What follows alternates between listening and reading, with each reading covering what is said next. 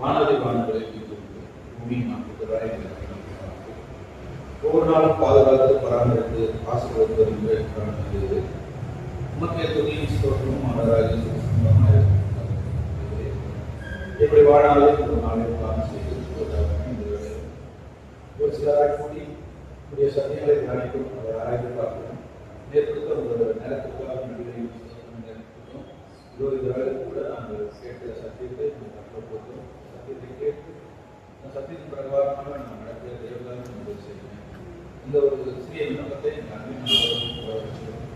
எங்களை முறை போவதற்கான ஆண்டவராக இயேசு மூலம் நல்ல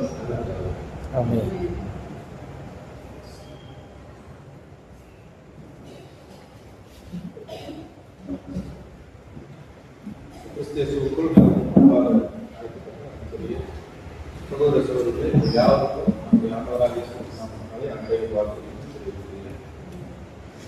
நம்ம தொடர்ந்து வேதத்தில் உள்ள அடிப்படையான சக்திகள் தான் பார்த்து வரோம் இல்லையா? ஒரு சில வாரங்களா டாக்டரின் அடிப்படையில் நம்ம பார்க்கணும். கரெக்டா? உபதேசத்தின் அடிப்படையில் அந்த மாதிரி நம்ம போனால் என்ன பார்க்கலாம்? 3 அறுவடைகள். அதுக்கு முன்னாடி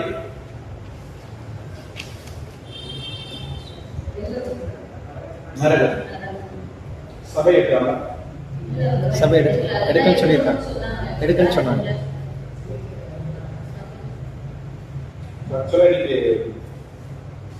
சபை பார்க்கணும். டைம் ஆயிடுச்சு. ஒரு சின்ன பாடம் பார்க்கணும். 3 அறுவடைகள் ஞாபகம் நம்மளுக்கு என்ன கத்துக்கிட்டாங்க?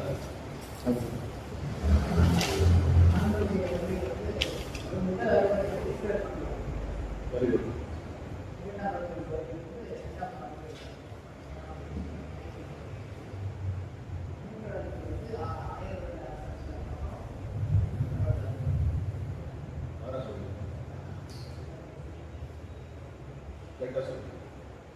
சொன்னீங்க. முதல் அறுவடை என்ன நடந்தது? யூதர்கள்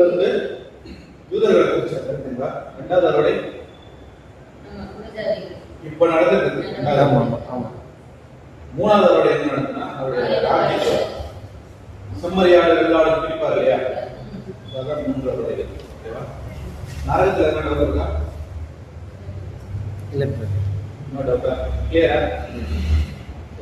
நீங்க என்ன பாடம் பார்க்கலாம்?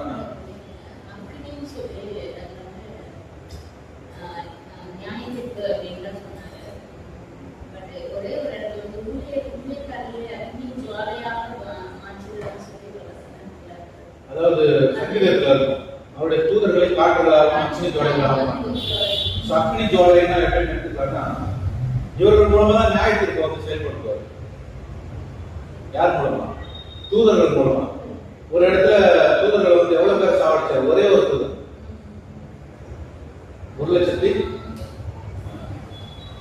அந்த இடத்துல நியாயத்திற்கு தான் அக்னினா அக்னி மாதிரி இருப்பார். அப்படின்னு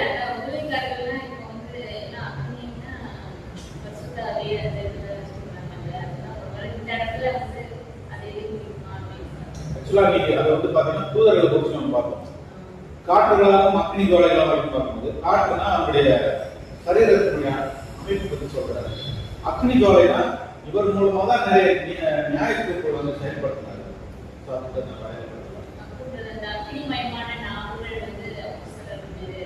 அந்நிய பாஷை பார்க்கணுமா? பார்த்தீங்களா? அது வரும்போது பார்க்கலாம். சரி, இன்னைக்கு என்ன பாடம்? வேற டவுட் இருக்குங்களா?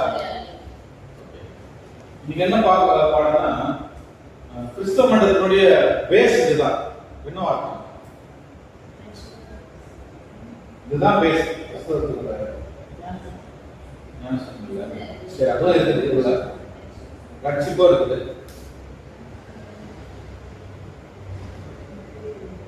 தேவனை பற்றி அறிந்து கொள்வது அதுவும் ஒரு பாயிண்ட்.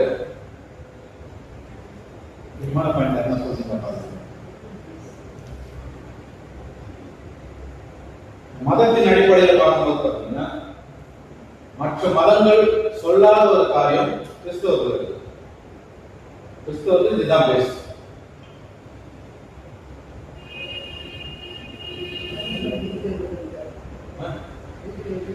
அதுதான் உயிர்த்தெழுதல்.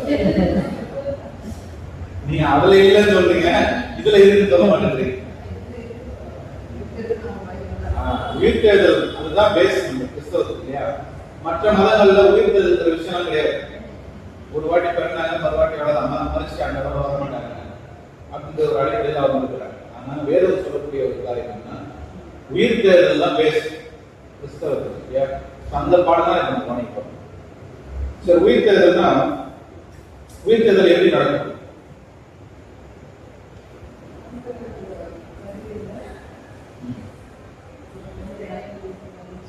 எல்லாரையும் எழுப்புவோம். கரெக்ட். வசனம் அப்படிதான் இருக்கு இல்லையா? பிரேதக்குடியில் அனைவருடைய சுத்தத்தை கேட்டு அதை என்ன பண்ணுவாங்க, அப்புறம் நியாயத்திற்கு அடையாளம் அப்படின்னு இல்லையா? அப்போ உயிர்த்தெழுதல் விஷயத்தை நம்ம படிக்கலாம். 1 15ஆம் அதிகாரம் 13ல இருந்து 14 வரைக்கும்.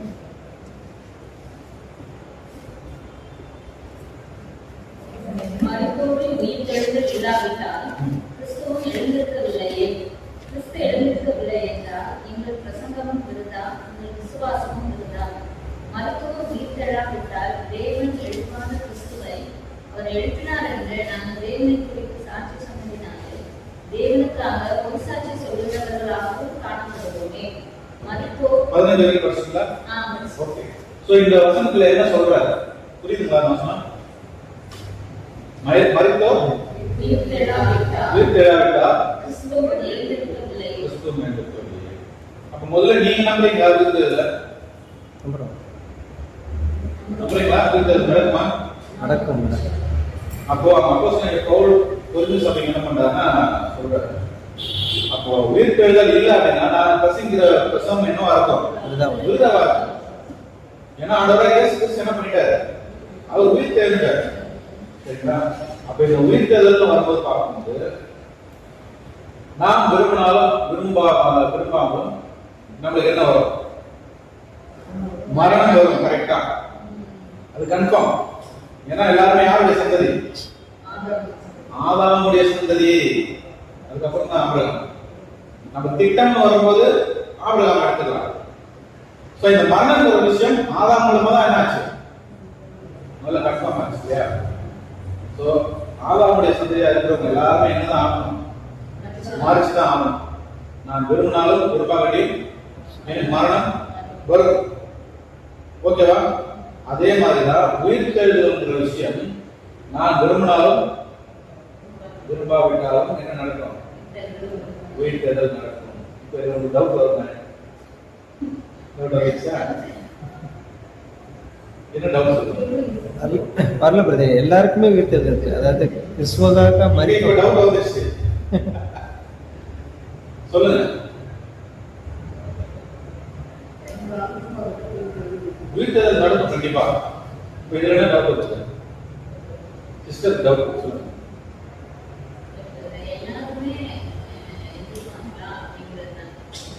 ஆமா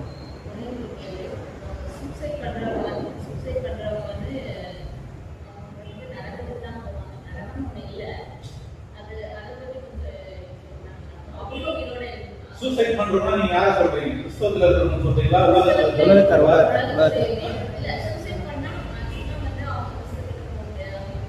அப்படி நினைக்கிறது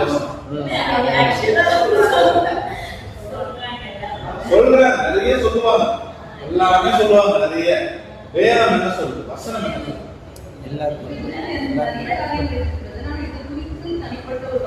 கிடையாது. யூதாஸ் வந்து என்ன பண்ணாரு? நாடு வந்து சொல்றாரு. அவர் உயிர்த்தெழுதல் வருவார். எப்படி உறுதியா சொல்றீங்க? இல்ல 1000 ஆண்டு ஆட்சியில ஆண்டவருக்கு தெரியாதவங்களுக்கு அந்த ஒரு சான்ஸ் கொடுக்கப்படுது. சரி, அப்போ இவங்களுக்கு அப்ப இவங்க கண்டிப்பா உயிர்த்தெழுதல் இவங்களும் வருவாங்க. இன்னும் ஒரு பாயிண்ட் சொல்லி நல்லா இருக்கும். இன்னும் எக்ஸாக்ட் ஆன்சர் என்ன எதிர்பார்க்கிறேன்? அவனுக்கு ஒரு தருணம் அங்க கொடுக்கப்படும்.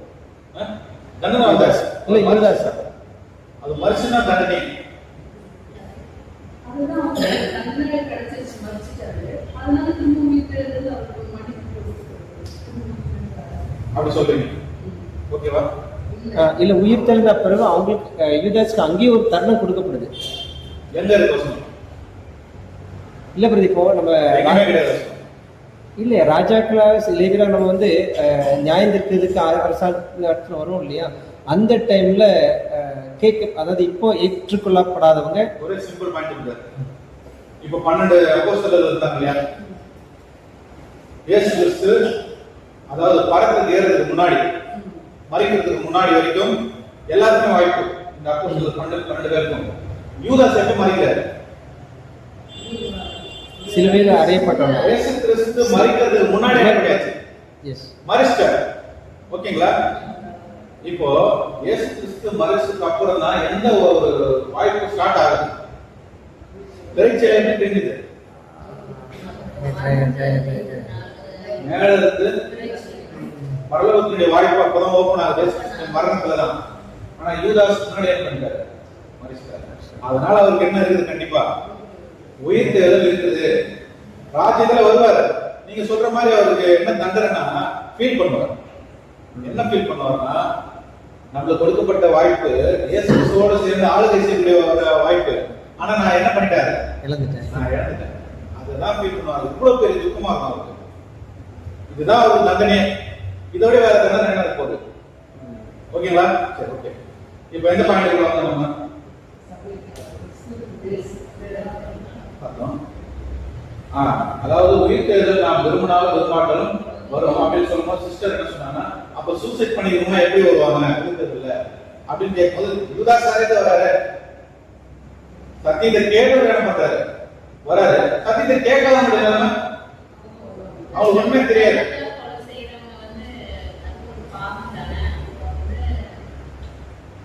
கொலை செய்யறவங்க வரமாட்டான்னு சொல்றீங்களா?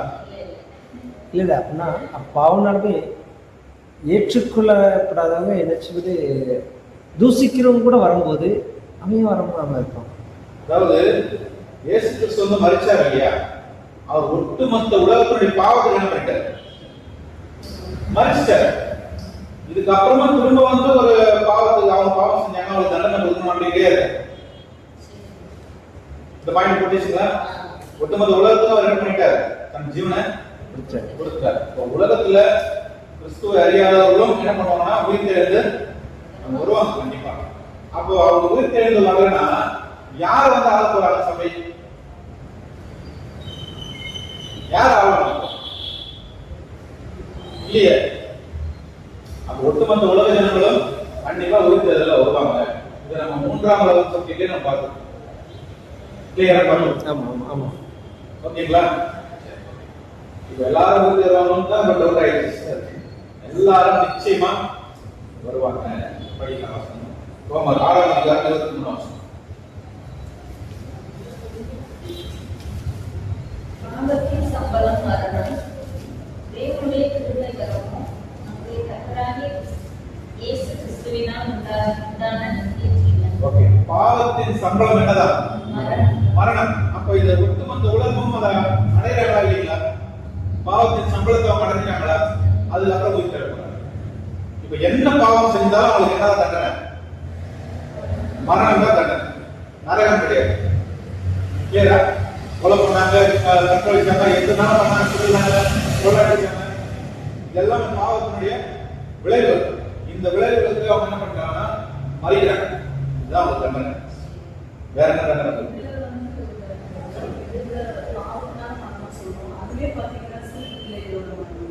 சின்ன வயசுலயே இருந்தாங்க. சில பேர் நல்லா புத்தி வயது எப்பெல்லாம் போவாங்க, ரொம்ப கஷ்டப்படுறாங்க, நல்லா நீண்ட ஆயுள் இருக்காங்க. அதுலயும் ஏதாச்சும் இருக்குங்களா? அதாவது நீங்க கேட்கறது நல்ல கேள்வி. கிங்டம்ல பாத்தீங்கன்னா எல்லாருமே 100, அதாவது வாலிபனை போல இருப்பாங்கன்னு வசனம். குழந்தைகளை அந்த விருது குறித்து நம்ம தியானிக்கலாம். குழந்தைகள்லாம் அவங்க எப்படி வர போறாங்க அப்படின்றத நம்ம தியானிக்கிறோம். இன்னைக்கு பார்க்கிற விருது பாடம் ரொம்ப ரொம்ப ரொம்ப பேசிக்கான விஷயத்தை பார்க்கிறோம். இதுல வந்து ரொம்ப ஆழமான விஷயங்கள் இருக்கு. ஆழமான விஷயங்களை இப்ப பார்க்க முடியாது, டைம் கிடையாது. இப்போ பேசிக்கா என்ன பார்க்க முடியுமோ அதை நம்ம பார்க்கலாம். ஓகேங்களா? 1 Corinthians 15ஆம் அதிகாரம் 21-22. மனுஷனால் மரணம் உண்டானபடியால் மனுஷனால் மரித்தோரின் உயிர்த்தெழுதல் உண்டாயிற்று. பாத்தீங்களா? மனுஷனால் மரணம் உண்டானபடியால் மனுஷனால் மரணம்ன்றது ஆதாம் மூலமா வந்தது மரணம். மனுஷனால் உயிர்த்தெழுதல் யாரா வந்தது? சோ அப்ப உயிர்த்தெழுதல் எப்படி இருக்கும் அப்படின்னு பார்க்கும்போது அதிலே படிங்க 1:15-35. மருத்துவர் எப்படி எழுந்திருப்பார்கள்? இப்படிப்பட்ட சரீரத்தோடே வருவார்கள் என்று ஒருவன் சொல்வானாகில், புத்தியினை நீ விதைக்கிற விதை செத்தால் ஒழிய உயிர்ப்பிக்க மாட்டாதே. பாத்தீங்களா? மதியினே நீ விதைக்கிற விதை செத்தால் ஒழிய, அப்போ மனுஷனுக்கு கண்டிப்பா என்ன வரும்? மரணம் வரும். மரணிச்சாதான் என்ன நடக்கும்? உயிர்த்தெழுதல் நடக்கும். இதுல கிளியரா இருக்கீங்களா? ஓகேவா? அப்ப செத்து போனவங்க எல்லாருமே வருவாங்களா அப்படின்றது உங்களுடைய கேள்வி. அதுதான் நம்ம யோவான் 5:28 படிச்சோம். அதே படி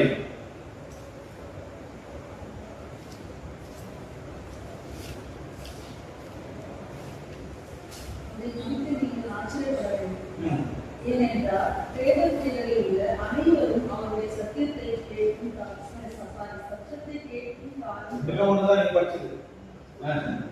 அது வாயத்தால சத்தியம் தான். அப்பொழுது நன்மை செய்தவர்கள் ஜீவன் அடையும்படி எழுந்திருக்கிறவர்களாகவும் தீமை செய்தவர்கள் ஆத்மீயை அடையும்படி எழுந்திருக்கிறவர்களாகவும் கொடுக்கிறார்கள். பாத்தீங்களா? அப்போ பிரேத குழிகளில் உள்ள அனைவரும் அவருடைய சத்தத்தை கேட்கும் காலம் வரும். அப்போ எல்லாரும் என்ன பண்ணுவாங்க? அப்ப இந்த உயிர்த்தெழுதல்ல முதல் பலன் யார் அப்படின்னு பார்க்கும்போது படிங்க 1:15-20.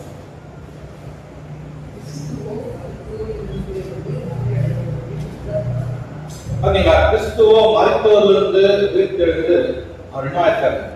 முதல் பலன், ஃபர்ஸ்ட் பார்ன். உயிர்த்தெழுதல் அவர் தான் ஃபர்ஸ்ட் பார்ன். பிரதர் வராரு, அவர் வந்தாருன்னா வராங்க.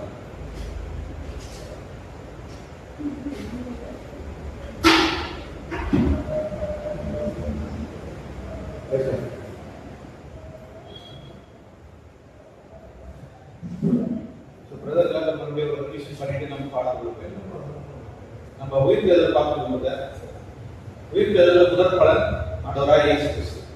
ஓகேங்களா? அடுத்த பாயிண்ட் என்னன்னா, உயிர்த்தெழுதல்ல ஒரு வரிசை இருக்குன்னு சொல்றாரு. அப்போஸ்தலன் இப்போ என்ன வரிசை?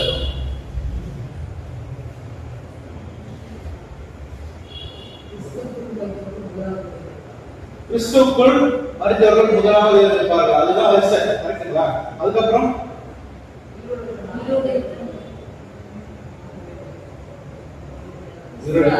நாம எடுத்துக்கொள்வோம்.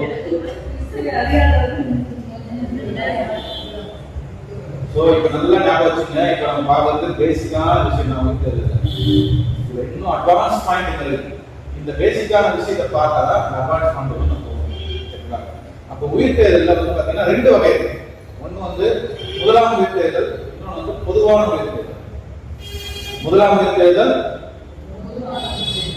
பொதுவான உயிர்த்தெழுதல். சோ அப்ப முதலாம் உயிர்த்தெழுதல்ல யார் வருவாங்க நீங்க சொல்லுங்க பார்க்கலாம். கிறிஸ்துவுக்குள் மரித்தவர்கள் யார் அவங்க? கிறிஸ்துவுக்குள் மரிச்சவங்க யார் அவங்க? ரத்த சாட்சிகள் நம்ம தானே. கிறிஸ்து நம்ம தான். கிறிஸ்துவுக்குள் மரித்தவங்க யார் அப்படின்னு பார்க்கும்போது இயேசு கிறிஸ்துவுடைய சத்தியத்தை யார் ஃபாலோ பண்றாங்களோ அவங்க தான். இப்ப இது நம்ம அட்வான்ஸ் பாயிண்ட் நம்ம பார்க்க போறோம். என்னன்னா, இதுக்கு முன்னாடி பார்க்க வேண்டிய பாடம் சபை பார்த்தோம். சபையில நிறைய கேட்டகரி இருக்காது. முன்னாடி கவனிக்கலாம். இப்ப இதை பார்த்துட்டுனா அந்த பாடம் பார்க்கும்போது ஈஸியா இருக்கு. சரிங்களா? சபையில முதல்ல என்ன பண்ணுவாங்க? உயிர்த்தெழுதலுக்குள்ள அவங்க வருவாங்க. அதுக்கு அடுத்தது அது யார் வருவாங்க? யார் வருவாங்க? திரள் கூட்டம். கேள்விப்பட்டீங்களா? திரள் கூட்டம். சபை வருவாங்க, திரள் கூட்டம் வருவாங்க. திரள் கூட்டம்னா என்னன்னு தெரியணும். கரெக்டுங்களா? சபைனா என்னன்னு தெரியணும், திரள் கூட்டம் என்னன்னு தெரியணும். இதெல்லாம் படிக்க போறோம். அடுத்த சப்ஜெக்ட்ல படிக்க போறோம். சரிங்களா? சரி, இது முதலாம் உயிர்த்தெழுதல்ல 2 பேர் வராங்க. அடுத்தது பொதுவான உயிர்த்தெழுதல். பொதுவான உயிர்த்தெழுதல் யார் வருவாங்க நீங்க சொல்லுங்க.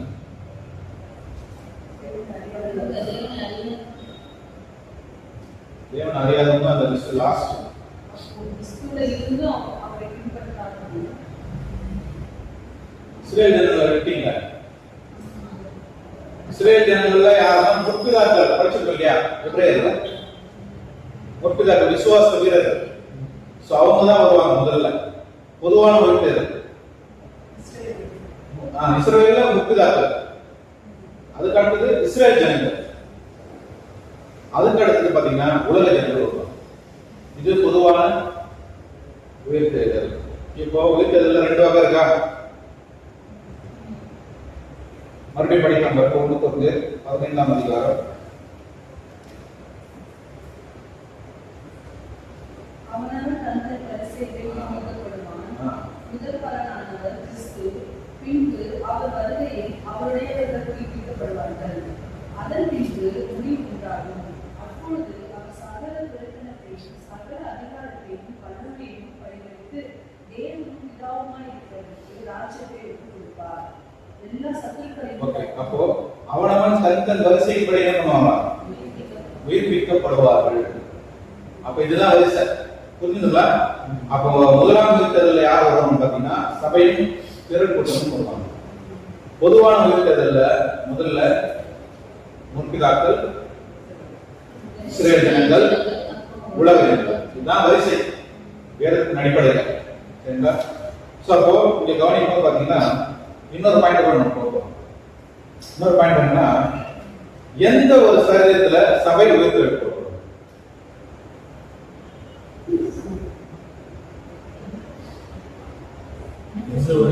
சரீரம், சபை. இப்ப கிறிஸ்துவ ஃபாலோ பண்றாங்க இல்லையா? அப்போஸ்தலர்கள் வந்தாங்க, அதுக்கப்புறம் சீஷர்கள் வந்தாங்க. இப்ப நம்மளாம் யார் தான்? நம்மளாம் சீஷர் தான். இப்ப இந்த சீஷர்கள் மரிச்சா என்ன சரீரத்துல வருவாங்க?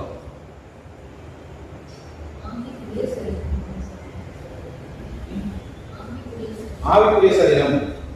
கரெக்டுங்களா? ஆவிக்குரிய சரீரம் அப்படின்னு சொல்றது மகிமையான சரீரம். இயேசு கிறிஸ்து மரிச்சு எந்த ஒரு சரீரத்துல உயிர்த்தெழுந்து போனாரோ அதே சரீரத்தை யார் கொடுக்கிறாரு? நமக்கு கொடுக்கிறாரு.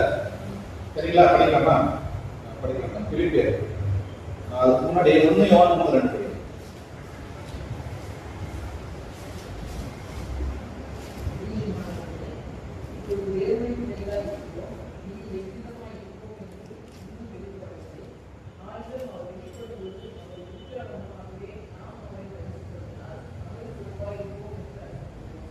வசனம் சொல்லுங்க.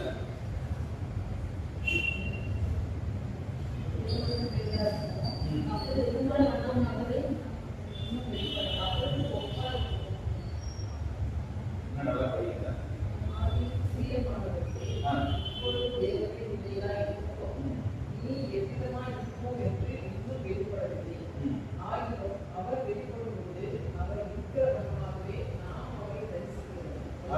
நாம் அவர் இருக்கும் மட்டமாகவே நம்ம வெயிட் பண்ணுவோம். அப்ப இயேசு கிறிஸ்து இப்ப என்ன சரீரத்துல இருக்காரு? ஆவியான மகிமை சரீரம். மகிமை சரீரம். இப்ப ஆவிக்கு இதுக்கு நம்ம டிஃபரண்ட் பார்க்க போறோம். சரிங்களா? அவர் மகிமை சரீரத்துல போயிட்டாரு. இப்ப இதுக்கு அப்புறம் மரணம் இருக்குதா? இல்ல, கிடையாது.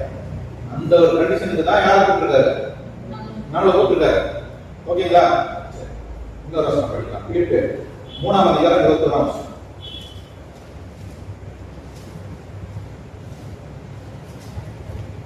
அவர் எல்லாவற்றையும் நமக்கு கீழ்ப்படுத்திக் கொள்ளத்தக்க நம்முடைய வல்லமையான செயலின்படியே நம்முடைய அற்பமான சரீரத்தை தம்முடைய மகிமையான சரீரத்திற்கு ஒப்பாக மறுரூபப்படுத்துவார். பாத்தீங்களா? அப்போ அந்த மகிமையான சரீரத்துக்கு ஒப்பாதான் நம்ம என்ன பண்றாரு? மாற்றப்படுறாரு. அப்போ இயேசு கிறிஸ்துக்கும் மரணம் கிடையாது. அவருடைய குணவாட்டியை போறவங்களுக்கும் என்ன கிடையாது? இதோட மரணம்ங்கிற விஷயமே கிடையாது. இதுதான் சபைக்கு கொடுக்கப்பட்ட ஒரு ஆசீர்வாதம். அப்ப என்ன கண்டிஷன்ல தான் இருப்பாங்கன்னு பார்க்கும்போது அவங்க மகிமையான ஆவின் சரீரம். அந்த ஆவின் சரீரத்திலே அவங்க என்ன இருக்கு? மகிமையான ஒரு சரீரம். தூதர்கள் முதல்ல வந்தாங்க இல்லையா? சோ அந்த கண்டிஷன்ல சபை இருக்கு.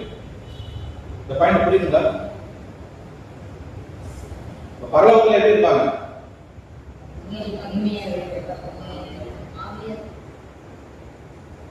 சோ ஆவியார் கண்டிஷன் தான். ஆனா அதுல என்ன கொடுத்திருக்காரு? மகிமை கொடுத்திருக்காரு. டிஃபரன்ஷியேட் கொடுத்திருக்காரு. இப்ப அடுத்தது யார் பார்க்க போறோம்னா திரள் கூட்டம்.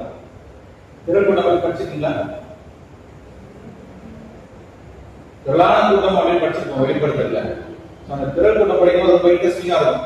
அது எந்த கேட்டகரியில வரும்னா அடுத்த பாடத்துல சபையின் சப்ஜெக்டே அந்த பார்க்கிறோம்.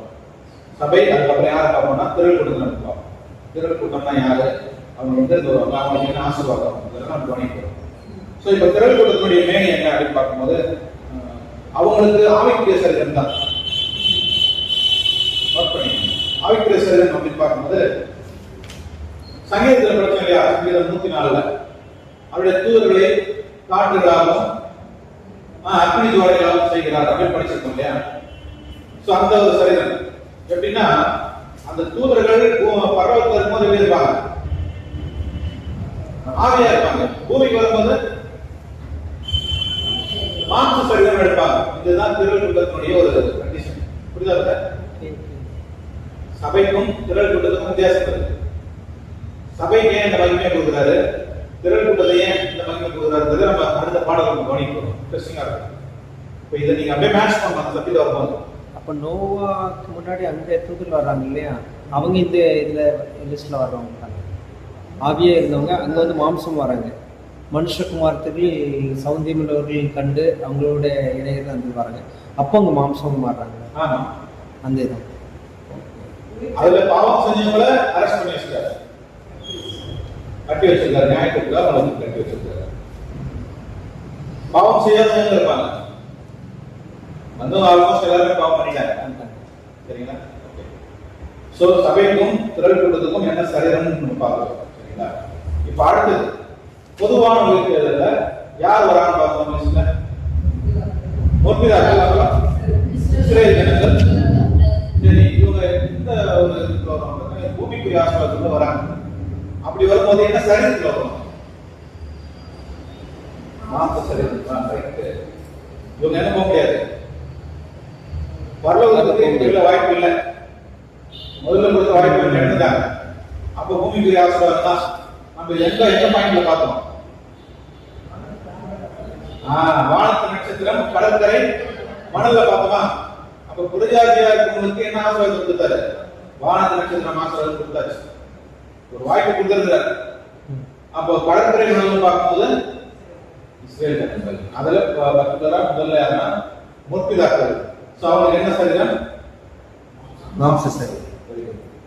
படிக்கலாம் பாருங்க. சகரியா 12ஆம் அதிகாரம் 10ஆம் வசனம்.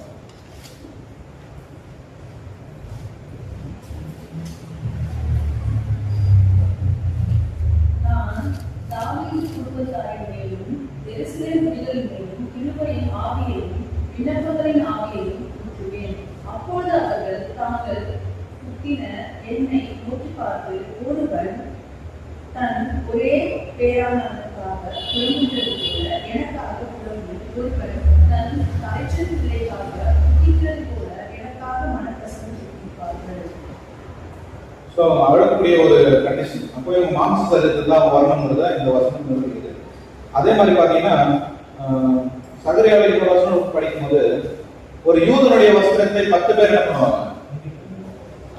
குடிப்பாங்கன்னு இருக்கு. அப்போ அந்த யூதன் வரும்போது யாரை அடையாளப்படுத்துனா முற்பிதாக்களை அடையாளப்படுத்துது. ஏன்னா முற்பிதாக்கள் தான் ஒட்டுமொத்த உலகம் என்ன போறாங்க? நியாயப்படுத்த மாட்டாங்க, ஆள போறாங்க.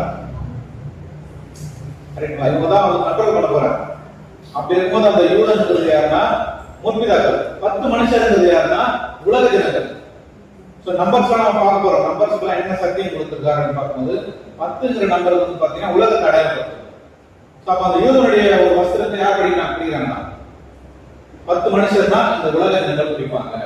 அப்போ மாம்ச சரீரத்தில் தான் வருவாங்கிறதுக்கு இந்த வசனத்தை நம்ம கவனிக்கணும். ஓகே, இது புரியுதா? வஸ்திரத்துங்களா சகரியாக இருக்கிறாங்க.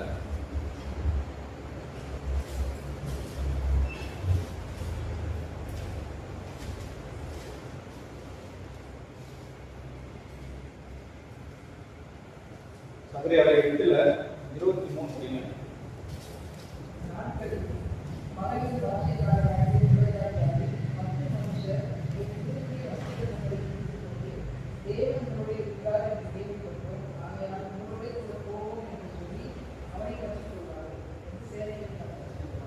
வேதத்துல அந்நாட்களில் அப்படின்லாம் வரும்போது பாத்தீங்கன்னா இது எதை அடையாளப்படுத்துனா கிங்டம் தான் இருக்கும். 1000 ஆண்டு அரசாட்சி தான்.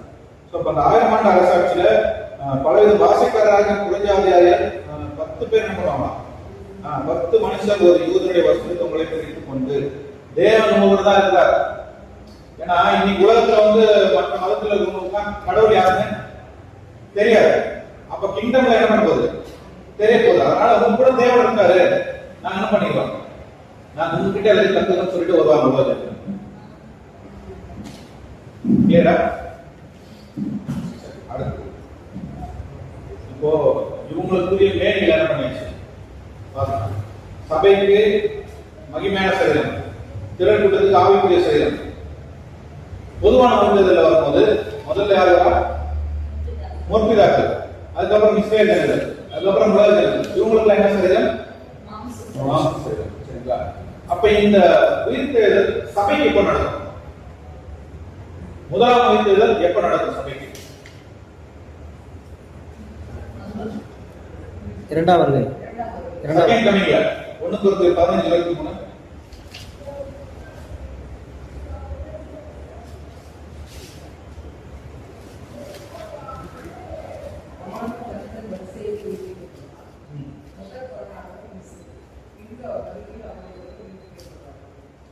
யோவான் 11:24.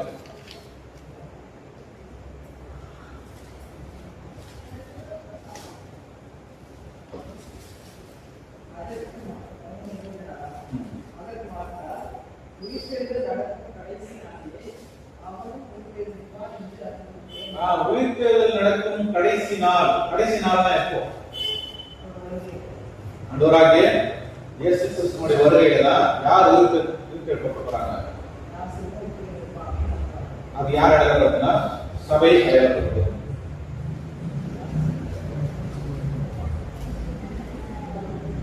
சாரி சார், லாசர் வந்து சபை அடையாளப்படுத்த மாட்டாரு, அவர் உலகத்தினர் தான் அடையாளப்படுத்துவார். சரிங்களா? அப்போ சபை எப்போ உயிர்த்தெழுப்புவதுன்னா இயேசு கிறிஸ்துவினுடைய இரண்டாம் வருகையில தான் என்ன ஆகுது, உயிர்த்தெழுதல் நடக்கும். சரிங்களா? அப்ப சபை தான் யார போயிட்டு பார்க்கறோம்னா லாசர் தான். கடைசி நாள் தான் எதுக்கு குறிக்கும் போது இந்த உலகத்தினுடைய முடிவு. இந்த உலகத்தினுடைய முடிவுல உயிர்த்தெழுதல் எங்க வர முடியும், கிங்டம்ல வர முடியும். சரிங்களா? அப்ப இந்த சுனாமி செத்து போகணும் வருவாங்களா, வருவாங்க எல்லாருமே வருவாங்க. இல்லையா? அப்படின்னு வெளிப்படுத்த 19ஆம் அதிகாரம் 12.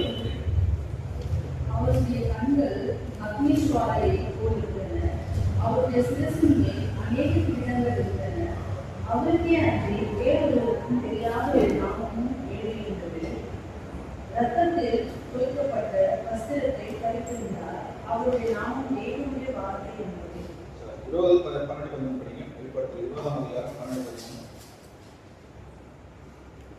மரித்தோராகிய சிறியவர்களையும் பெரியவர்களையும் தேவனுக்கு முன்பாக நிற்கக் கண்டேன். அப்பொழுது புஸ்தகங்கள் திறக்கப்பட்டன. ஜீவ புஸ்தகம் மேலும் வேறொரு புஸ்தகமும் திறக்கப்பட்டது. அப்பொழுது அந்த புஸ்தகங்களில் எழுதப்பட்டவர்களின்படியே மரித்தோர் தங்கள் கிரியைகளுக்கு தக்கதாக நியாயத்தீர்ப்பு அடைந்தார்கள். சமுத்திரம் தன்னிலுள்ள மரித்தோரை ஒப்புவித்தது. மரணமும் பாதாளமும் தங்களில் உள்ள மரித்தோரை ஒப்புவித்தன. யாவரும் தங்கள் கிரியைகளின்படியே நியாயத்தீர்ப்பு அடைந்தார். பாத்தீங்களா? சமுத்திரம் தங்களுள்ள மருத்துவரை ஒப்புவித்தது, மரணமும் பாதாளமும் தங்களுள்ள மருத்துவரை ஒப்புவித்தன. யாவரும் தங்கள் கிரியையின்படி என்ன பண்ணாங்க, நியாயத்தீர்ப்பு அடைந்தார்கள். சோ உயிர்த்தெழுதல்ல எல்லாருமே கண்டிப்பா என்ன பண்ணுவாங்க, வருவாங்க. சரிங்களா? இந்த உயிர்த்தெழுதலே நம்மளுக்கு நிறைய டவுட் வரும்.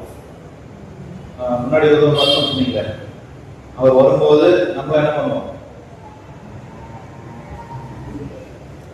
எடுத்துக்கொள்ளப்படுவோம். படிச்சோம் இல்லையா?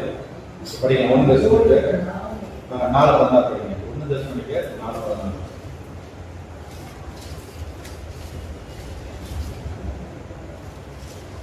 ஏனெனில் கர்த்தர் தாமே ஆரவாரத்தோடும் பிரதான தூதனுடைய சத்தத்தோடும் தேவ எக்காளத்தோடும் வானத்திலிருந்து இறங்கி வருவார்.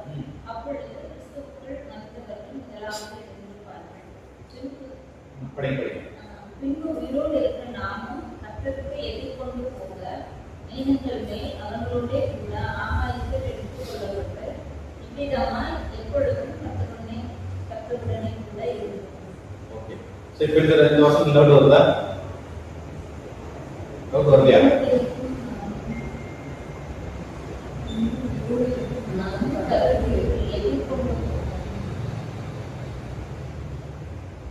டவுட்னா எல்லாரும் கிடையாது, கிறிஸ்துவுக்காக வாழ்ந்தவர்கள் முதலாவது கிறிஸ்துவுக்குள் மரித்தவர்கள் என்ன பண்ணுவாங்க? எழுப்பப்படுவார்கள். அதுக்கப்புறம் இல்ல இல்ல இல்ல. Yes. அப்ப கடைசியா இருக்க போறது யார் தான்? இந்த அழைக்கப்படுற சபைதான் இல்லையா? இப்ப இவங்க மறுபாலம் பண்ணிக்க மாட்டாங்களா? உயிரோடு இருக்கிற நாமம் அப்படின்னு ஒரு வசனம் இப்ப இயற்கை இருக்குது. இப்ப ஆதாமுடைய சந்ததியா இருந்தா எல்லாரும் கண்டிப்பா என்ன பண்ணி ஆகணும்? மறிச்சுதான் ஆகணும். அப்ப இங்க வந்து உயிரோடு இருக்கிற நாமம் அப்படி சொல்லி வசனம் எப்படி அது போகும்? 1 Corinthians 15 படிங்க.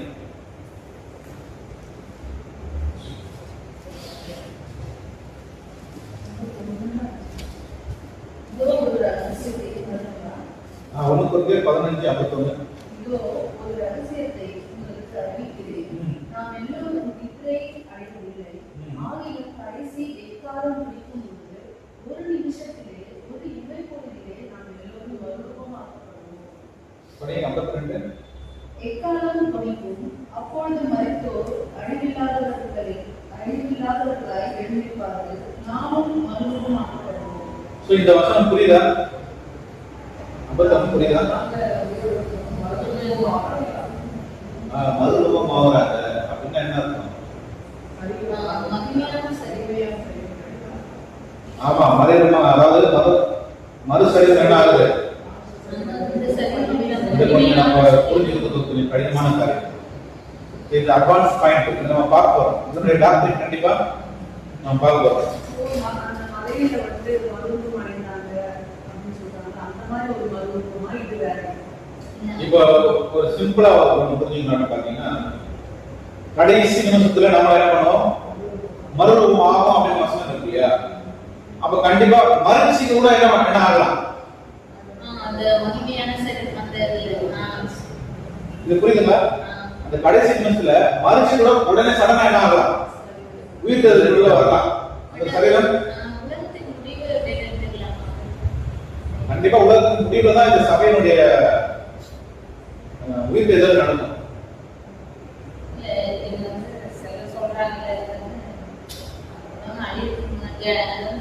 கர்த்தருடைய வருகை வந்து திருடன் வருகிற வருமா தான் இருக்கும் அப்படிங்கிறாங்க. வந்து இடையில வருமா அப்படிங்கிற. அதாவது இயேசு கிறிஸ்து 2ஆம் வருகை என்பது ஒரே ஒரு வருகை தான். திருடன் வருகிற விதமாயினா அப்படின்னா என்ன அர்த்தத்தை நாம் புரிஞ்சுக்கணும். அப்ப திருடன் சொல்லாம எப்பனாலும் வரலாம், சொல்லிட்டு வர மாட்டேன். திருடன் சொல்லிட்டு வர மாட்டேன். அதாவது திருடன் வர்றது வீட்டுல இருக்கிறது தெரியுமா? தெரியாது. திருடன் வர்றது வீட்டுல இருக்கிறது தெரியுமா? ஆனா விழிப்புள்ளவங்களுக்கு தெரியும். தூங்குறவங்களுக்கு கரெக்டுங்களா? விழிப்புள்ளவங்களா இருக்கிறவங்க என்ன பண்ணிக்குவாங்க? உஷாரா இருப்பாங்க, தெரிஞ்சுக்குவாங்க. தூங்குறவங்களுக்கு அந்த மாதிரி இருக்குன்னு சொல்றாரு. இது புரியுதா?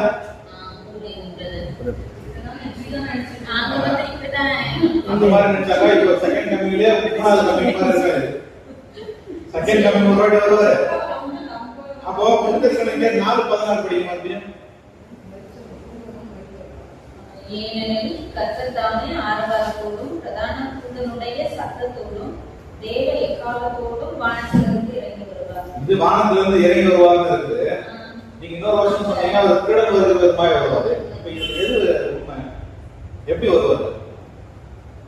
இது நினையாத நினையாத நிலையில வருதுதான். கரெக்ட். அவருடைய வருகை யாருக்கு மட்டும் தெரியும்? பிதாவாக மட்டும் தெரியும். சபை மட்டும் தான் தெரியும். புரியுதுங்களா? சபை மட்டும் தான் எந்த டைம்ல வருவாருன்னு தெரியும். நம்ம எதை ஒப்பு படிச்சுக்கலாம்? ஓமை படிச்சிருக்கோமா? 10 கன்னிகைகள். ஆமா, 5 பேரு புத்தி உள்ள கன்னிகைகள், 5 பேரு புத்தி இல்லாத கன்னிகைகள். அப்போ புத்தி இருக்கிறவங்க அவர் வர டைம் தெரிஞ்சிருச்சு, வீழ்ச்சினாங்க. அவர் வந்து என்ன பண்ணிட்டாங்க, கூட போயிட்டாங்க. புத்தி இல்லாதவங்க போக முடியல. இதுதான் திருடன் வருகிற விதமாய். புரியுதுங்களா? இதை நம்ம 2ஆம் வருகை பாடல டீப்பா பார்ப்போம். ஜஸ்ட் நான் ஒரு பாயிண்ட் சொன்னேன். புரியுதா?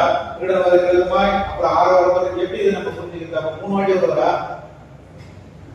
இல்ல 6ஆவது வருடத்தோட வருவாருனாலே அது வெளியேறமா என்ன பண்றாரு, வராது. அப்ப திருடன் வருகிற விதமான யாருக்கும் தெரியாது அப்படின்றத கன்ஃபியூஸ் ஆகுது இல்லையா? அப்ப திருடன் வருகிற விதமா என்னன்னா, விழிப்புள்ளவா இருந்தது தெரியும், விழிப்பு இல்லாதவங்க தெரியாது. ஒரே வருகை தான். டீட்டெயிலா அதை பார்க்கலாம். இப்ப என்ன பாடம், என்ன பாயிண்ட் நம்ம பார்த்தோம்? 51 இல்லையா? 1 15 51ல ஒரு நிமிஷத்துல, அதாவது ஒரு இமை பொழுதுல நாம் எல்லாரும் மறுரூபமாக்கப்படும். ஒரு நிமிஷத்துல மாறக்கூடிய விஷயம் இது நிழலான விஷயமா இருக்கு. நிழல் எப்படி அவங்க அடுத்த கேட்டகரிக்குள்ள வராங்க அப்படின்றத நிழலான விஷயத்தை நம்ம பார்க்க போறோம். இது ஒரு பேசிக்கான விஷயத்தை இன்னைக்கு நம்ம பார்க்கணும் இல்லையா? அதே மாதிரி அந்த வானத்துக்குரிய மேனிகள், பூமிக்குரிய மேனிகள் டிஃபரன்சியேஷன் இதுல அப்போஸ்தலன் பவுல் தெளிவா கொடுத்திருக்காரு.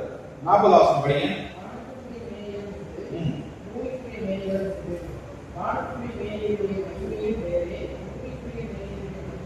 நீங்க தெளிவா பிரிச்சு காமிச்சாரா? வானத்துக்குரிய மேனிகள் யாருன்னா சபை, பூமிக்குரிய மேனிகள் யாருன்னா உலக ஜனங்கள், முற்பிதாக்கள், கிறிஸ்தவ, அதாவது இஸ்ரேல் ஜனங்கள், உலக ஜனங்கள் வருவாங்க. 49 சூரியனுடைய மகிமையும் வேறே, சந்திரனுடைய மகிமையும் வேறே, நட்சத்திரங்களுடைய மகிமையும் வேறே. மகிமையே நட்சத்திரத்துக்கு நட்சத்திரம் விசேஷத்திருக்கிறது. மருத்துவரின் உயிர்த்தெழுதலும் அப்படியே இருக்கும். அழிவுள்ளதாய் விதைக்கப்படும், அழிவில்லாததாய் இருக்கும். ஓகே, மருத்துவரின் உயிர்த்தெழுதலும் அப்படியே இருக்கும், அழிவுள்ளதாய் விதைக்கப்படும், அழிவில்லாததாய் இருந்திருக்கும். யாருக்கு சொல்லலாம்? அழிவுள்ளதாய் இருக்கும், விதைக்கப்படும், அழிவில்லாததா இருந்திருக்கும் அப்படின்னா இந்த சரீரம் என்ன ஆகும்? அழிவுள்ளதா இருக்கும், அழிஞ்சு போயிடும். ஆனா அது எப்படி இருந்திருக்குமா? அழிவில்லாததாய். அதாவது இயேசு கிறிஸ்து என்ன சரீரத்துக்கு மாறினாரோ அந்த மகிமை சரீரத்தில் போய் சபைக்கு சொல்லப்பட்டது. அடுத்த வருஷம் கனவீனம் உள்ளதாய் விதைக்கப்படும், மகிமை உள்ளதாய் எழுந்திருக்கும். பலவீனம் உள்ளதாய் விதைக்கப்படும், பலமுள்ளதாய் எழுந்திருக்கும். இது ரெண்டுமே சபைக்காக சொல்லப்பட்ட விஷயம். கனவீனம் உள்ளதாய் விதைக்கப்படும், ஆனா அவனுடைய உயிர்த்தெழுதல் எப்படி இருக்குமா? மகிமை உள்ளதாய் எழுந்திருக்கும். இப்போ அடுத்து 44ஆம் வசனம். ஜென்ம சரீரம் விதைக்கப்படும், ஆவிக்குரிய சரீரம் எழுந்திருக்கும். ஜென்ம சரீரமும் உண்டு, ஆவிக்குரிய சரீரமும் உண்டு. இங்க பாருங்க, தெளிவா சொல்றாங்க. ஜென்ம சரீரம் விதைக்கப்படும். இதுதான் நம்முடைய சரீரம் தான் ஜென்ம சரீரம். இந்த சரீரம் விதைக்கப்படும், ஆவிக்குரிய சரீரம் எழுந்திருக்கும்.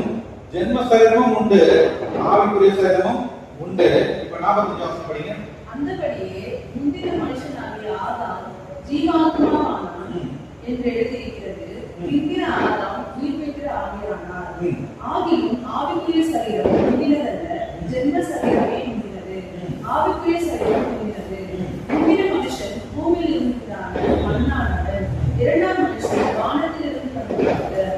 மண்ணானவன் எப்படிப்பட்டவனோ மண்ணானவரும் அப்படிப்பட்டவர்களே. வானத்துக்குரியவர் எப்படிப்பட்டவரோ வானத்துக்குரியவர்களும் அப்படிப்பட்டவர்களே.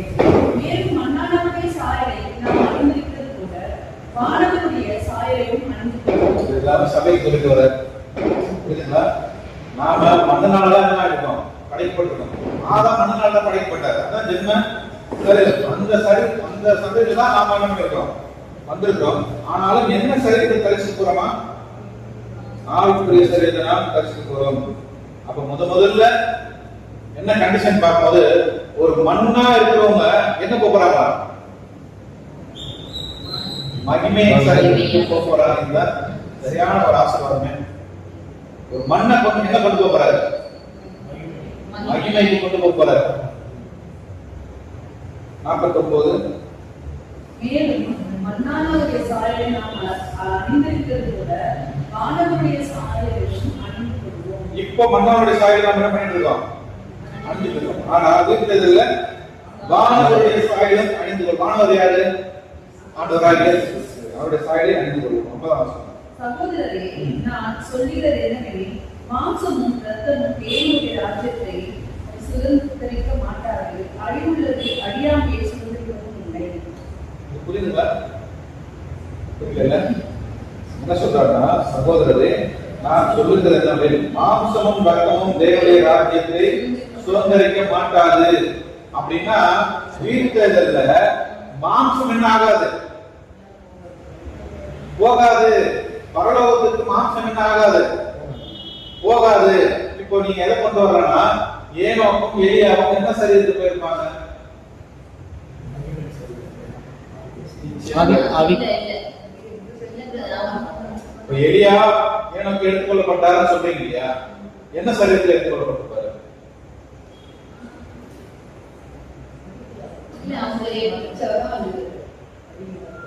இல்ல மாம்ச சரீரத்துல மாம்ச சரீரம் எப்படி பரலோகத்துக்கு போகும்? இந்த வசனம் தெளிவா சொல்லிச்சு.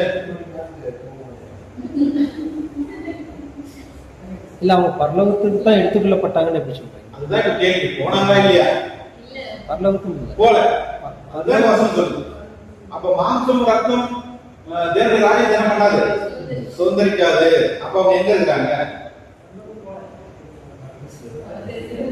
பரதேசி. நம்ம பார்த்தோமா இல்லையா? பாடம் திருப்பி பாருங்க, டாக்டரிலே இருக்கீங்க. பரதேசினா என்ன? இப்போ நீங்க எல்லை பாதுகிற இடம் அப்படின்லாம் சொல்லுவீங்க. சத்தியத்தை கேட்கும்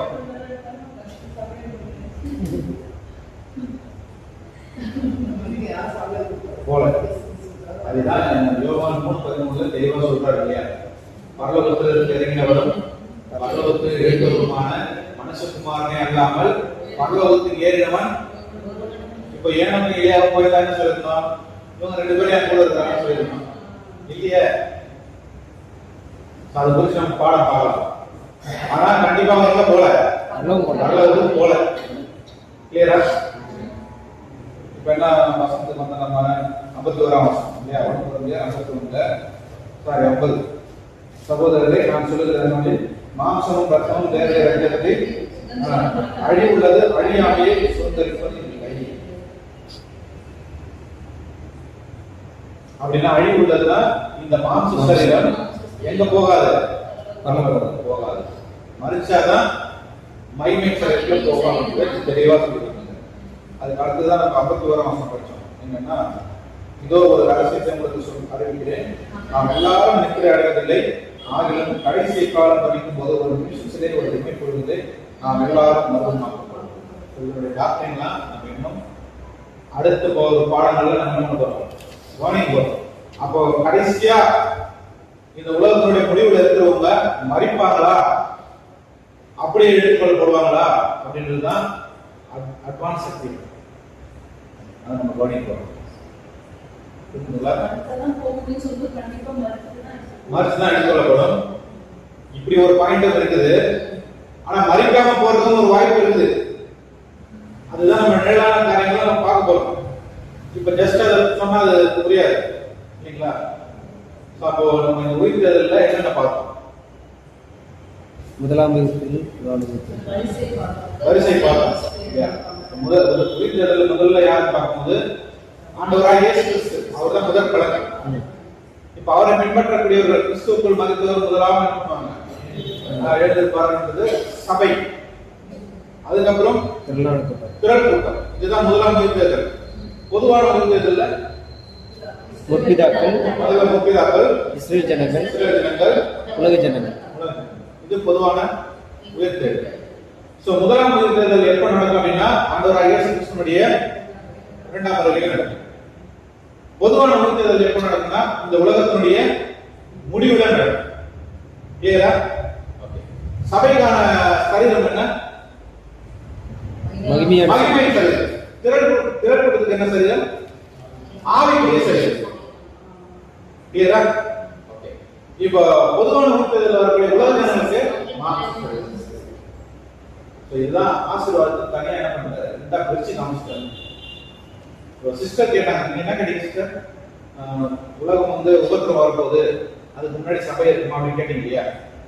கேட்டீங்க. ஏசாயா 57:1 தான் தெளிவான வசனம்.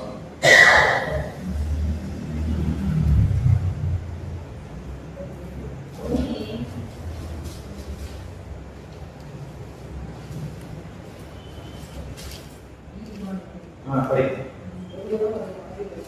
சத்தமா படி. உங்களுக்கு வீடு படிச்சிருக்கீங்க.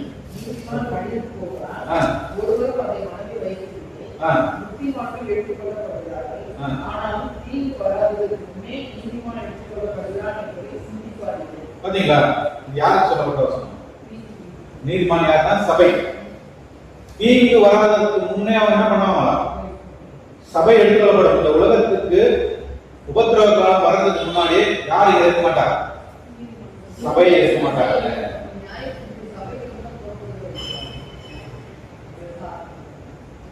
நியாயத்திற்கு என்ன கேள்வி வருது இல்ல? அடுத்த பாடத்தில் சொல்ல முடியும். நியாயத்திற்குனா இதுதான் நியாயத்திற்கு அப்படின்னு ஒரு பாயிண்ட் என்ன பண்ண முடியாது, சொல்ல முடியாது. நியாயத்திற்கு நிறைய வகைகள் இருக்கு. அதையும் நம்ம அடுத்த பாடத்துல நம்ம கவனிக்கலாம். ஆனா நியாயத்திற்கு எங்க ஸ்டார்ட் ஆகுது? சபையில ஸ்டார்ட் ஆகுது. அதுக்கப்புறம் தான் எங்க உலகத்துல. வேற என்ன டவுட் இருக்கு அந்த பாடத்துல? பேசிக்கான விஷயம் பார்த்துருக்கோம். டவுட் இருக்கா? இப்போ முதலாம் உயிர்த்தல் பொதுவான உயிர்த்தல் எப்படி அதை எடுத்தீங்க? அதில் கீழே கேட்டகரி வைஸ் இப்போ 1 Corinthians 15 அதிகாரத்தை ஃபோக்கஸ் பண்ணி தான் ஃபுல்லாக கொண்டு போய் எப்படி அதை டிஃப்ரென்ஷியேட் பண்ணீங்க? முதலாம் உயிர்த்தல், பொதுவான உயிர்த்தல். பொதுவான உயிர்த்தல் கீழே 2 கூட்டம் வர்றாங்க, பொதுவான உயிர்த்தல் 3 கூட்டம் வர்றாங்க. எப்படி நீங்கள் டிஃப்ரென்ஷியேட் பண்ணீங்க வித் ரெஃபரன்ஸோட? அதுதான் நம்ம வசனம் என்ன பார்த்தோம்னா, சபைக்கு வந்து என்ன வசனம் பார்த்தோம்னா 23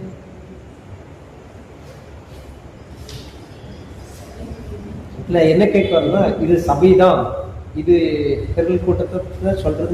அதுதான் நீங்க ரெஃபரன்ஸோட அடுத்த பாடம் நீங்க பாருங்க. சபை பாடம் பார்த்தீங்கன்னு வச்சுங்களேன், கேள்வி வராது. ஜஸ்ட் இத நல்லா மைண்ட்ல வச்சுக்கங்க. அந்த பாடம் எடுக்கும்போது நீங்க கரெக்ட்டா மேட்ச் பண்றீங்க. ஏன்னா இதுல நீங்க சொல்லும்போது ரெஃபரன்ஸ் என்ன கொடுக்கல, புரியல. திரள் கூட்டம்னா என்ன, அவங்களுக்கு என்ன ஆசீர்வாதம், ஏன் அவங்க திரள் கூட்டமா இருக்காங்க அப்படின்னா என்ன அந்த திரள் கூட்டம்னா? சபை நான் ஏன் அந்த சபையா இருக்காங்க இதெல்லாம் நான் பார்க்க போறேன்.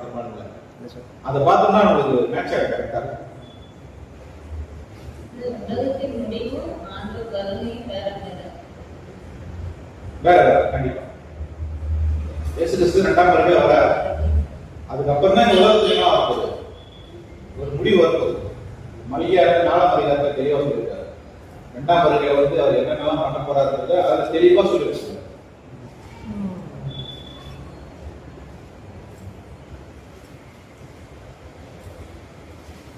இல்ல வானங்கள் மனமண்டங்கள் அகன்று போகணும், அது 2ஆம் வருகை.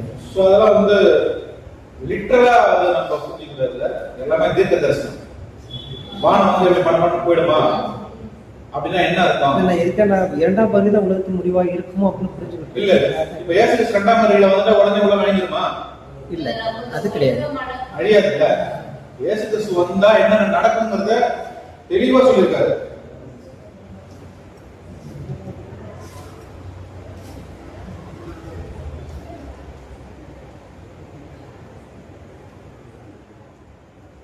மூணாம் அதிகாரத்துல 3ஆம் வசனம், மல்லிகை 3:3. இப்ப நீங்க கேட்டதுனால இந்த வசனத்தை நான் கொடுக்குறேன். இது எல்லாமே 2ஆம் வருகையோட சப்ஜெக்டே கான்செப்ட். அவர் உட்கார்ந்து வெள்ளியை புறமிட்டு சுத்திகரித்துக் கொண்டிருப்பார். அவர் லேவியின் புத்திரரை சுத்திகரித்து அவர்கள் கர்த்தருடையவர்களாய் இருக்கும்படிக்கும் நீதியால் காணிக்கையை செலுத்தும்படிக்கும் அவர்களை பொன்னை போலவும் வெள்ளியை போலவும் புறமிடுவார். 2ஆம் வருகையில வந்து இதுதான் செய்ய போறாரு.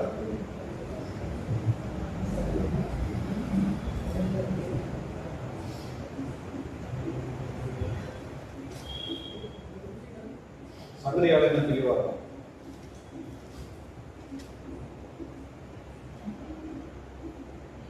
ஸோ 1000 ஆண்டு அரசாட்சிங்கிறது உலகத்திலே ஸ்தாபிக்கப்படும். 1000 ஆண்டு அரசாட்சிங்கிறது உலகத்திலே ஸ்தாபிக்கப்படும். உலகத்துல பரலோக ராஜ்யம் அப்படின்போது 2 சேர்ந்ததுதான். வானத்துல இருந்து பரலோகத்துல இருந்து சபை யார் ஆள போறாங்க? இந்த ஒட்டுமொத்த உலக ஜனங்களே ஆள போறாங்க. என்ன கான்செப்ட் அதுதான் நமக்கு முக்கியம் இல்லைங்களா? இப்ப நம்ம 2ஆம் உலக பாடத்துல நம்ம இதை கவனிச்சோம். என்ன அப்படின்னா இன்னைக்கு ஒட்டுமொத்த உலகத்திலும் கடவுள் யாருன்னு தெரியல. இதை புரிய வைக்கணும். இதுக்குதான் இந்த 1000 வருஷம் அரசாங்கம் இதுதான் 1000 ஆண்டு அரசாட்சி தருணம் கொடுக்கப்படும். இதுக்கப்புறம் என்ன கான்செப்ட்னு வேதத்துல இல்ல, அங்கதான் முடியுது. இந்த 2ஆம் அறிவியல் பாடலாம் கவனிக்கலாம். எல்லாம் பாயிண்ட் தெளிவா இருக்குது. அது கேட்டா இன்னும் ஆச்சரியமா இருக்கு. வேற என்ன இருக்குங்களா?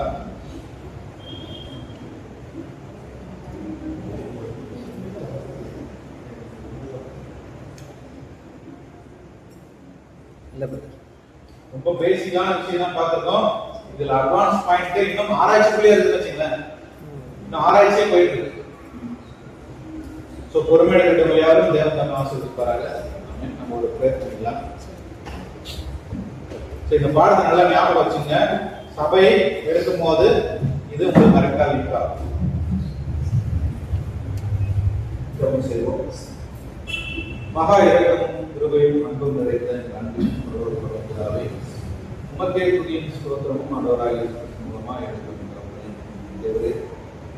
என்னுடைய வாழ்நாளில் மறுபடியும் ஒரு நாளை நான் செய்து உண்மை நோக்கி மறுபடியும் எடுக்கக்கூடியான இந்த வாய்ப்புக்காக நன்றிகிறோம். இதோ இந்த வேலையும் கூட உயிர்த்தேர்தல் என்ற ஒரு பாடத்தை நீங்கள் வெளிப்படுத்தினேன். இந்த பாடத்தை கூட நாங்கள் கேட்டு உணர்வுள்ளவர்களாக இருந்ததாகவே கேட்டு வருங்காலங்களில் அநேக சத்தியங்களை கேட்டு உங்களுடைய குமாரனை நிறைவேற்றினார்கள். நாங்களும் உங்களுடைய சித்தத்தை மாத்திரம் நிறைவேற்ற எங்களுக்கு ஏற்ற ஞானத்தையும் புத்தியும் திறனையும் பரிசுத்தாவையும் அதிகமாக கொடுக்க வேண்டுமாய் அன்பினாலும் முதலமைச்சரும் எங்கள் ஒரே போதகமான கர்த்தராகிய இயேசு மூலம் நல்ல பிதாவே.